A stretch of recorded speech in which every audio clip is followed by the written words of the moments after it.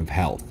This is 171 angstroms, showing considerable umbral magnetic field activity at the sunspots, and we've been eyeing those active regions for flaring. The last day here in 193 angstroms was calmer than the previous one.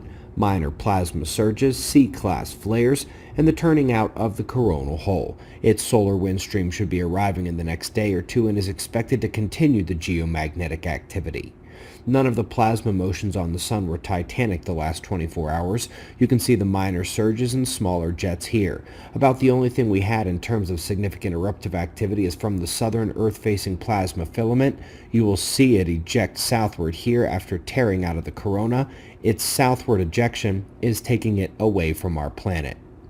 The solar wind took a re-intensification off the trailing edge of that CME that began its weak impact yesterday morning. This one was able to produce a brief KP5 geomagnetic storm. Most prominent impacts were enhanced aurora. We expect the coronal hole stream to reinvigorate this geomagnetic activity when it arrives in the next 48 hours, and we are also watching the sunspots, including keeping an eye on the south, where we expect the sunspot that unleashed the eruption we saw in yesterday's show to be coming into view later today.